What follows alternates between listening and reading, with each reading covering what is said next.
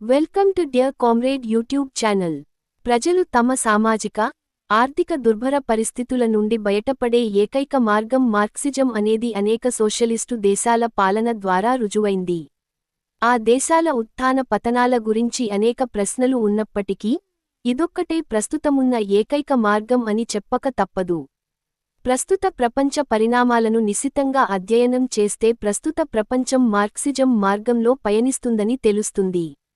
పెట్టుబడిదారీ విధానం అనేది ఒక దేశ ఆర్థిక పరిస్థితిని దిగజార్చి ఆ దేశ ప్రజలు పాలకులపై తిరగబడేలా చేస్తుందని, సామాజిక, ఆర్థిక స్థితిగతులు దుర్భరమైన పరిస్థితులకు చేరుకున్న వేళ, ప్రజల ముందున్న ఏకైక మార్గం మార్క్సిజం మాత్రమేనని శ్రీలంక ప్రస్తుత అధ్యక్షుడు అనుర కుమార దిశనాయకే ఎన్నిక తెలియచేస్తుంది.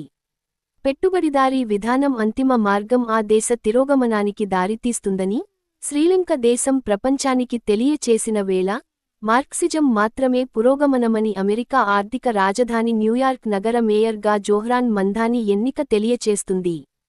ప్రపంచంలోని అగ్రదేశాల ప్రజలు మార్క్సిజం గురించి ఆలోచిస్తున్నారని తెలియచేయడానికి ఈ ఎన్నిక ప్రత్యక్ష ఉదాహరణ.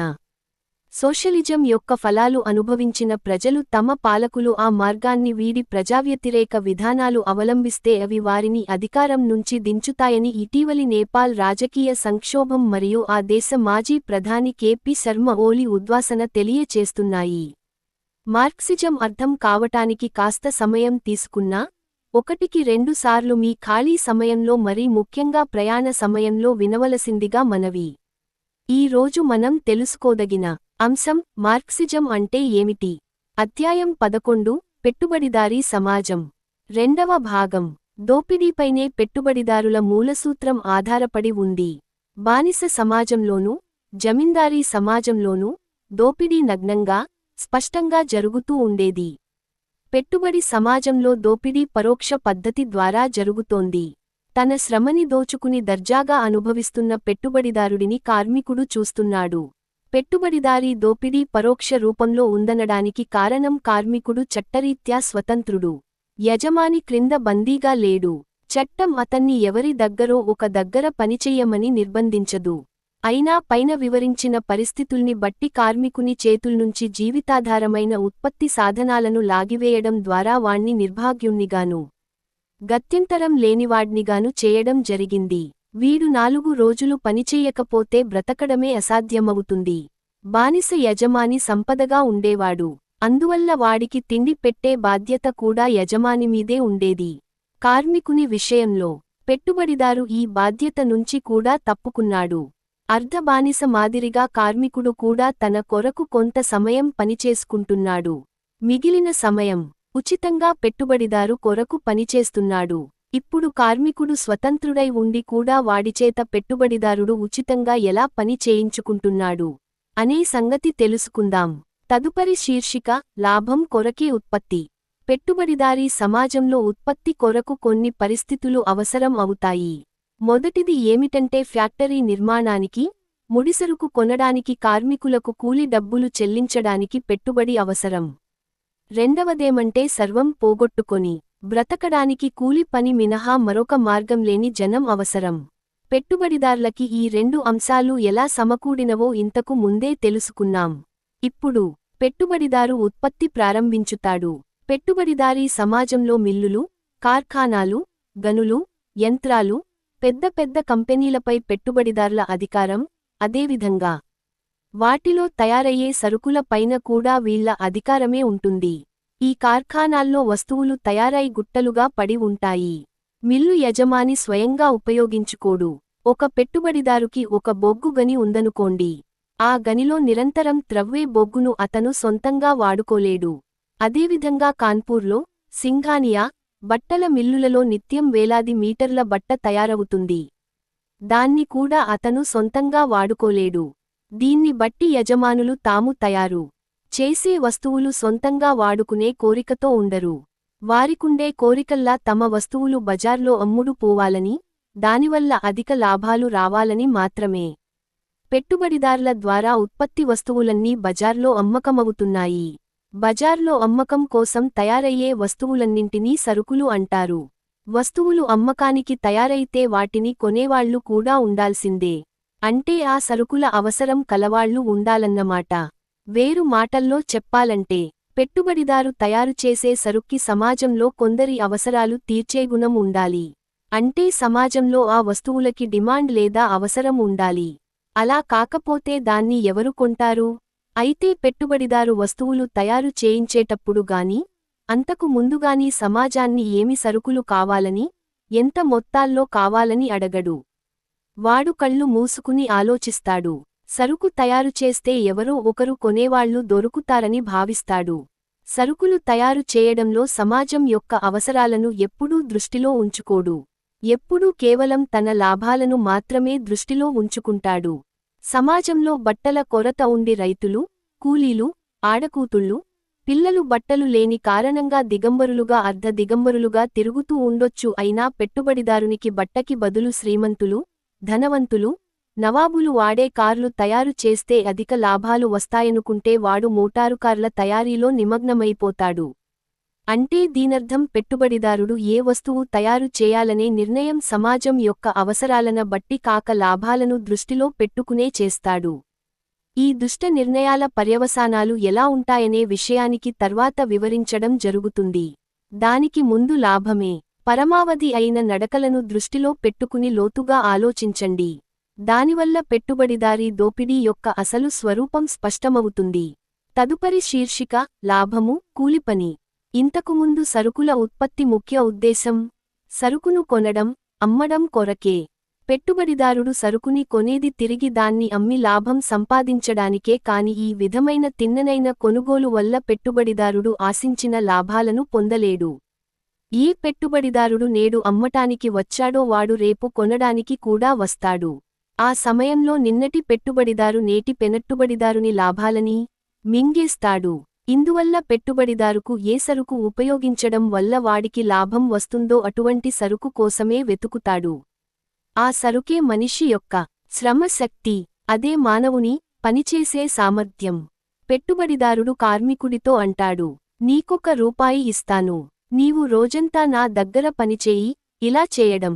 పెట్టుబడిదారుడు కార్మికుడిని కొనడం లేదు, వాడి యొక్క రోజులో పనిచేసే శక్తిని కొంటున్నాడు. దీనివల్ల మనిషి రోజంతా పనిచేసే శక్తి యొక్క ఖరీదెంత అనే ప్రశ్న ఉదయిస్తుంది. ఇది చాలా స్పష్టమైన ప్రశ్న.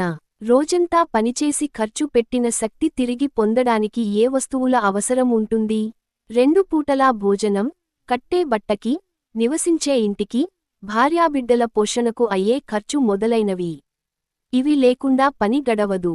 ఆ ఖరీదే కూలివాడు ఒక రోజు పనిచేసే శక్తి ఖరీదు. ఈ వస్తువుల ఖరీదు 1 రూపాయి అనుకోండి.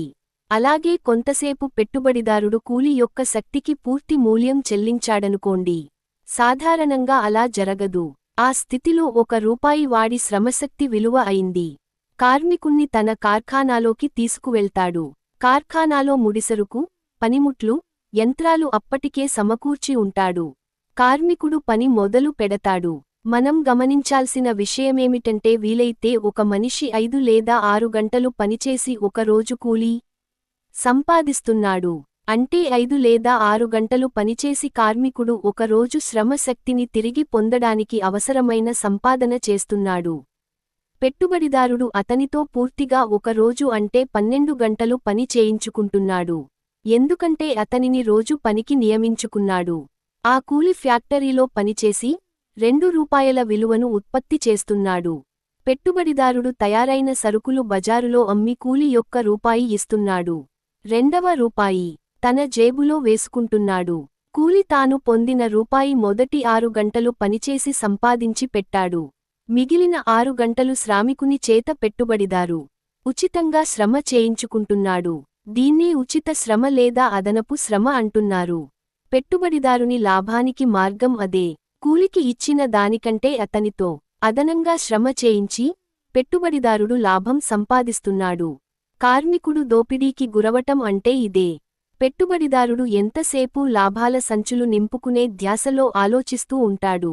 కార్మికుడికి తక్కువ కూలి ఇచ్చి ఏ విధంగా ఎక్కువ పని చేయించుకోవాలి, కార్మికుడ్ని పిండటానికి ఏ క్రొత్త మార్గాలు అనుసరించాలో ఆలోచిస్తుంటాడు. పని విభజన, యంత్రం యొక్క ఉపయోగము, ఉత్పత్తిని అధికం చేయడం, పని గంటలు పెంచడం మొదలైన అంశాలలో అధిక లాభాలను సంపాదించడానికి పని భారం పెంచుతాడు. పాత యంత్రాలు తొలగించి కొత్త యంత్రాలను తీసుకొచ్చి పెట్టడం, దానివల్ల 10 మంది పని ఒకడితో నిర్వహించడం, దీనివల్ల కార్మికుల్లో నిరుద్యోగం పెరుగుతుంది. పెట్టుబడిదారుకి అధిక లాభాలు సమకూరుతాయి. రెండవ వైపున ప్రజల్లో నిరుద్యోగం, ఆకలి, దరిద్రం పెరుగుతాయి. దీన్ని అవకాశంగా తీసుకొని కార్మికుల కూలి తగ్గించడం ప్రారంభిస్తారు. నువ్వు పనిచేయకపోతే వేరేవాళ్లు సిద్ధంగా ఉన్నారంటాడు. తదుపరి శీర్షిక వర్గ సంఘర్షణ. మానవ సమాజం యొక్క చరిత్ర అంతా వర్గ పోరాటాల చరిత్ర అన్నాడు కారల్ మార్క్స్. దోపిడీదారుల యొక్క దోపిడీకి గురయ్యే వర్గాల మధ్య ఒక్క క్షణం కూడా ఆగకుండా వర్గ సంఘర్షణ ఒకప్పుడు బాహాటంగానూ మరొకప్పుడు పరోక్షంగానూ సాగుతూనే ఉంటుంది. పైన వివరించిన దాన్ని బట్టి ఒక విషయానికి స్పష్టమైంది. పెట్టుబడిదార్ల, కార్మికుల ఆర్థిక ప్రయోజనాలు ఒకదానికొకటి భిన్నమై ఉండటమే గాక పరస్పర విరుద్ధం కూడా. ఎందుకంటే పెట్టుబడిదారుడు కార్మికుణ్ణి ఎంత అధికంగా పీల్చి పీడిస్తే వాడికి అంత అధికంగా లాభం వస్తుంది. అందుచేత లాభాలు పెంచుకోవడానికి, కార్మికులను దోపిడీ చేయడానికి పెట్టుబడిదారుడు రకరకాల ఎత్తులతో ప్రయత్నిస్తుంటాడు. కార్మికుడు పెట్టుబడిదారుని జిత్తులను వ్యతిరేకిస్తుంటాడు. కూలి తగ్గించడం, పనిగంటలు పెంచడం మొదలైన వాటికి వ్యతిరేకంగా పోరాడటం హర్తాళ్లు చేస్తుంటారు. పెట్టుబడిదార్లకి విరుద్ధంగా జరిగే ఈ పోరాటాల్లో కార్మికులు తాము ఒంటరిగా ఏమీ సాధించలేమని అర్థం చేసుకుంటారు. అప్పుడు వారు తమదైన సంఘ నిర్మాణం చేసుకుంటారు. యూనియన్లు ఏర్పాటు చేసుకుంటారు. ధనిక వర్గానికి వ్యతిరేకంగా ఇది కార్మికవర్గ పోరాటం ప్రాథమిక రూపం అవుతుంది. కాని కార్మిక వర్గం, సంఘం నిర్మాణానికే పరిమితం అయితే సమస్యలను తాత్కాలికంగా మాత్రమే పరిష్కారం చేసుకోగలుగుతుంది. సమస్యని శాశ్వతంగా పరిష్కరించుకోలేదు. అయితే కార్మికవర్గం పెట్టుబడిదారీ వర్గ దోపిడీ నిజస్వరూపాన్ని తెలుసుకోగలుగుతుంది.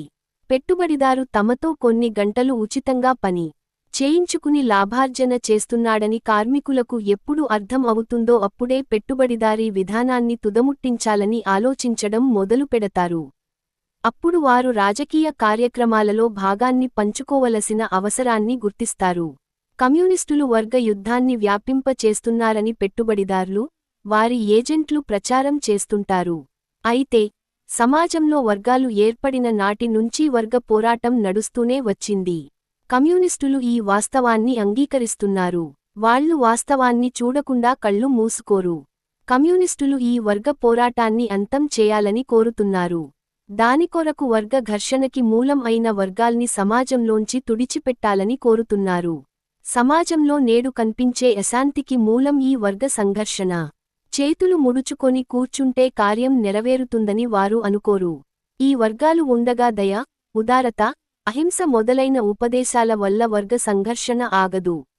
వర్గ పోరాటాన్ని అంతం చేయాలంటే ఈ వర్గాలు ఏర్పడటానికి మూలమైన వర్గాన్నే అంతం చేసి ఉత్పత్తి సాధనాల్ని సమాజ సంపదగా మార్చివేయాలి. అప్పుడు ఎవడూ పెట్టుబడి కూడబెట్టలేడు. ఎవడూ ఎవడ్నీ దోపిడీ చేయలేడు. పీడించేవాడు, పీడనకు గురయ్యేవాడు ఉండడు. ఎప్పుడైతే శత్రువర్గమే ఉండదో అప్పుడు సంఘర్షణ కూడా ఉండదు. తదుపరి శీర్షిక పెట్టుబడిదారీ వర్గం యొక్క దుస్థితి, నిరుద్యోగం. ప్రతి పెట్టుబడిదారు లాభ చింతనలో పిచ్చిగా తయారయి బజార్లో తమ సరుకి అమ్ముడుపోవాలని కోరుకుంటాడు. వాడు తనకు పోటీగా ఉండే మరొక పెట్టుబడిదారుని మార్కెట్లో నుంచి తొలగించాలని చూస్తాడు. దీనివల్ల పెట్టుబడిదార్ల మధ్య పోటీ ఏర్పడుతుంది. ప్రతి పెట్టుబడిదారు రెండవ పెట్టుబడిదారు కంటే ఎక్కువ లాభాలను సంపాదించాలని చూస్తాడు. లాభం అంటే కార్మికులని పీల్చడమే. లాభం పెంచుకోవడం అంటే కార్మికుడ్ని అదనంగా దోపిడీ చేయడమే. అందుచేత ప్రతి పెట్టుబడిదారు కార్మికుడి చేత అధికంగా, ఉచితం పనిచేయించుకోవాలని, అంటే అదనపు విలువని ఉత్పత్తి చేయాలని కోరుకుంటాడు. దీనికి రెండు మార్గాలున్నాయి. ఒక మార్గం కార్మికులతో అదనపు గంటలు పని చేయించుకోవటం. అయితే ఆ దోపిడీని కార్మికులు వెంటనే అర్థం చేసుకుంటారు. దాన్ని వ్యతిరేకించడం ప్రారంభిస్తారు. అందుకొరకు పెట్టుబడిదారు వేరే జిత్తులు వెతుకుతాడు. పనిగంటలు పెంచడం మానివేసి మరింత వేగవంతమైన యంత్రం నెలకొల్పుతాడు. అదే సమయంలో యంత్ర సహాయంతో రెట్లు పని చేయించుకుంటాడు. ఈ యంత్రం వల్ల 10 మంది చేత చేయించే పని రెట్టింపు, 4 రెట్లు పని చేయించుకుంటాడు. ఈ యంత్రం వల్ల 10 మంది చేత చేయించో పని ఒకళ్లతో చేయించడానికి చూస్తాడు. ఈ విధంగా కార్మికుని పనిచేసే శక్తిని పూర్తిగా పిండుకుంటాడు. కార్మికుణ్ణి కొద్ది సంవత్సరాలలోనే పూర్తిగా శక్తిహీనుడిని చేసివేస్తాడు. దానివల్ల రెండవ వైపున వేలాది కార్మికుల్ని నిరుద్యోగుల్ని చేస్తాడు. నిరుద్యోగం అనేది పెట్టుబడిదారీ సమాజానికి ఉన్నటువంటి రోగమే. అది దానితోనే అంతమవుతుంది. ఇంతకుముందు చెప్పినట్లుగా దాని ప్రభావం కార్మికుడి విలువ లేదా జీతం లేదా కూలి పైన పడుతుంది. ఒక మనిషి పనిచేస్తుండే దగ్గర 10 మంది పనికావాల్సిన వాళ్లు వరుసలో నిలబడి ఉంటారు. చేస్తావా నా షరతులకు పనిచేయి, లేదా బయట 10 మంది ఈ పనికొరకు వేచి ఉన్నారు, వాళ్లని పనిలోకి తీసుకుంటాను అంటాడు యజమాని. పని చేస్తావా లేక చస్తావా అన్నట్లుంటుంది. నిరుద్యోగంతో సతమతమవుతూ ఆకలితో మాడే కార్మికులు అప్పటికప్పుడు తక్కువ కూలికి పనిచేయడానికి అంగీకరిస్తారు. ఈ నిరుద్యోగుల పోటీని బలమైన సంఘ నిర్మాణం ద్వారా కార్మికులలో సోదర భావాన్ని, సహకారాన్ని పెంచడం ద్వారా కొంతవరకు అరికట్టవచ్చు. అయినా కూడా నిరుద్యోగం అనేది కార్మికుల్ని బలహీనపరుస్తూనే ఉంటుంది. ఇక రెండవ మార్గం ఏమిటంటే కార్మికుల వేతనాలు తగ్గిపోవడం. నిరుద్యోగం పెరగడం వల్ల వాళ్ల కొనుగోలు శక్తి తగ్గిపోతుంది. పెద్ద పెట్టుబడిదారుల కంటే సమాజంలో కార్మిక జనసంఖ్య ఎన్నో రెట్లు ఎక్కువ. సరుకు ఖర్చు కావడంలో వారికి అధిక స్థానం ఉంది. వాళ్ల కొనుగోలు శక్తి తగ్గిపోవటంతో కూడా తగ్గిపోతుంది. దీనివల్ల ఆర్థిక దుస్థితి ఉత్పన్నమవుతుంది.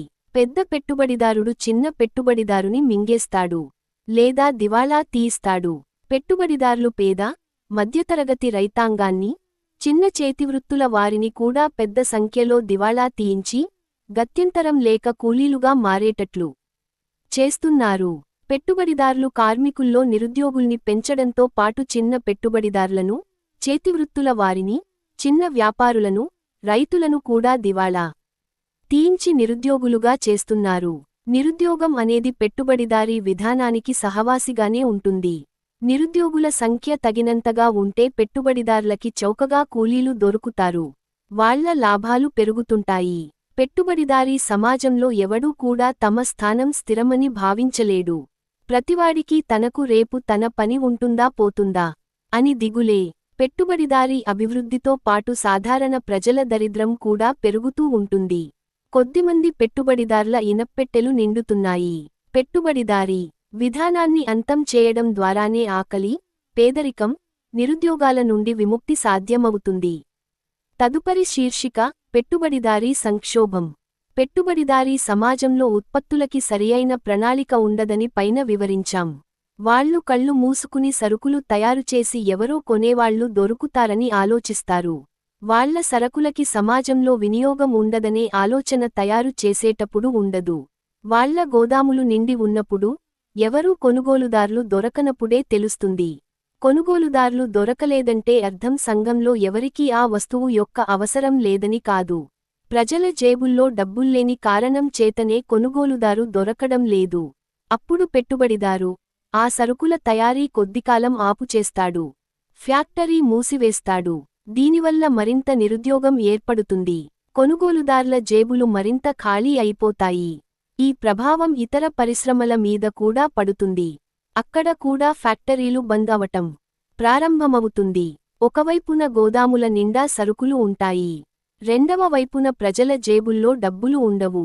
గోదాముల్లో వస్త్రాలు గుట్టలు గుట్టలుగా పడి ఉంటాయి. రోడ్డుమీద ప్రజలు నగ్నంగా తిరుగుతూ ఉంటారు. ఈ ఆర్థిక దుస్థితి భయంకర ప్రభావం కార్మికులపైన, పేద వర్గాల పైన పడుతుంది. నిరుద్యోగం మితిమీరిపోతుంది. దరిద్రం లేదా పేదరికం పెరుగుతుంది. పెట్టుబడిదారీ విధానం ఈ విశ్వ వలయంలో ప్రతి 12 ఏళ్లకీ చిక్కుకుంటూ వచ్చింది. అలాగే ప్రజల్ని కూడా ఈ దుస్థితిలోకి ఈడుస్తూ వచ్చింది. అది కార్మిక వర్గాన్నుండి అత్యధికంగా అదనపు విలువని గుంజడానికి ప్రయత్నం చేస్తుంది. దీనికొరకు ఉత్పత్తి సాధనాలను, ఉత్పత్తులను పెంచుతుంది. ఉత్పత్తి సాధనాలను పెంచి కార్మికులను అదనంగా దోచుకోవడానికి కొత్త శక్తివంతమైన యంత్రాలను స్థాపించుతుంది. శక్తివంతమైన యంత్రం అంటే 10 మంది కార్మికులకు బదులు ఒక కార్మికుడితో పనిచేయించడం. దీనివల్ల నిరుద్యోగం పెరుగుతుంది. నిరుద్యోగుల జేబులు ఖాళీ అవడం వల్ల వాళ్ల కొనుగోలు శక్తి నశిస్తుంది. అంటే ఒకవైపు పెట్టుబడిదారు ఉత్పత్తులు పెంచుతాడు, రెండవ వైపు కొనుగోలుదార్లను నిరుద్యోగుల్ని చేస్తాడు. ఈ రోగం పెట్టుబడిదారీ విధానానికి పుట్టుకతో వచ్చిన రోగం. దాని అంతంతోనే అది అంతం అవుతుంది. పెట్టుబడిదారులు ఈ ఆర్థిక సంక్షోభాన్ని తమ పద్ధతుల ద్వారా పరిష్కరించాలని ప్రయత్నం చేస్తారు. ఈ విషయానికి తరువాత అధ్యాయాలలో వివరించబడుతుంది. తదుపరి శీర్షిక పెట్టుబడిదారీ విధానము, గుత్త విధానము. పెట్టుబడిదారుల మధ్య పోటీ, లాభాల పిచ్చి, ఉత్పత్తి పెంచాలనే తపన వల్ల పెట్టుబడిదారు క్రొత్త యంత్రాలను కనిపెడతాడు. చిన్న యంత్రాల స్థానంలో పెద్ద యంత్రాలను స్థాపించుతాడు. చిన్న ఫ్యాక్టరీల స్థానంలో పెద్ద పెద్ద రాక్షస ఫ్యాక్టరీలను స్థాపించుతాడు. వాటిల్లో వేలాది సంఖ్యలో కార్మికులు పనిచేస్తారు. పెద్ద కార్ఖానాల్లో పెద్ద పెట్టున సరుకులు తయారుచేయడం వల్ల చౌకగా తయారవుతాయి.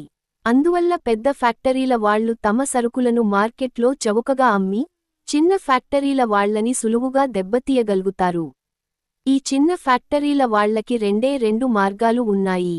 వాళ్లు కూడా భారీ పెట్టుబడితో తమ ఉత్పాదనని పెంచడం, లేదా దివాళా తీసి రంగం నుంచి తొలగిపోవటం.